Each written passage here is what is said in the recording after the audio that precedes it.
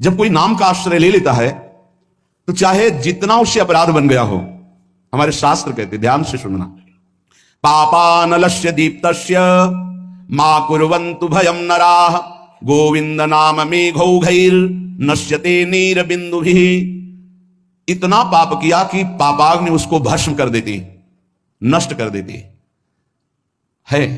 पाप का ऐसा प्रभाव है, विध्वंस कर देता है, पूरे के पूरे साम्राज्य को नष्ट कर देता है, ना उसका लौकिक रहने देता है ना पारलौकिक कुछ रहने देता, सब नष्ट कर देता है। ये पाप बड़ा भयावह है, जिसे लोग अज्ञान के कारण सुख समझकर भोगते हैं धर्म विरुद्ध, उसे पाप कहते हैं।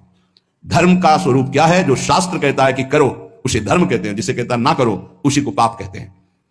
तो प्रायः जो भगवान का आश्रय नहीं लिए, सत्संग नहीं सुनते, नाम जप नहीं करते, तो पाप से नहीं बच सकते। जैसे लोग कहते हैं मैं भजन नहीं करता, अपना काम धंधा करता हूं, क्या भगवान की जरूरत है? तुम जान ही नहीं पाओगे, तुमसे अपराध बनते जाएंगे, पाप बनते जाएंगे, क्योंकि जो जानने वाली बुद्धि है वो नाम जप से प्रकाशित होती है। देहु कृपा करी बुद्धि प्रकाश तो जस वर्णो हरिवंश विलास।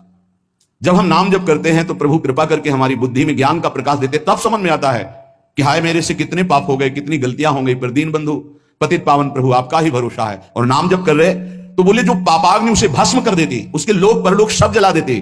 तो जहां कोई शुरू किया गोविंद गोविंद कृष्ण कृष्ण हरि हरि राम राम राधा राधा, तो बोले जैसे अग्नि प्रज्वलित होकर ज्वाला रूप धारण करने वाली थी पर मेघ बरस गए तो वहीं की वहीं शांत हो गई। ऐसे ही नाम जापक के सारे पाप जो अग्नि रूप उसे जलाने के लिए थे, नाम रूपी मेघ उसको तत्काल शांत कर देता है, वो उसे भस्म नहीं कर पाती और स्वयं शांत हो जाती है। अर्थात पापों का सर्वनाश भगवान नाम से हो जाता है। और धैर्य पूर्वक जपते रहो, चाहे जितनी विपत्ति आवे, नाम मत छोड़ना। तुमको ऐसे लोग भी कहने वाले मिलेंगे कि जब से तुमने भक्ति शुरू की, नाम जब शुरू किया, देखा तुम्हारा अमंगल हो गया।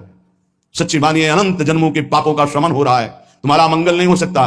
पहले कांतिक में कहा था जैसे भगवान की सामर्थ्य नहीं कि किसी का मंगल कर सके, क्योंकि मंगल भवन है, ऐसे ही परम मंगल में भगवान का नाम, जिसकी जिह्वा पे नाम है, नाम जपत मंगल दिश दशहु, दसों दिशाओं में उसका मंगल होगा।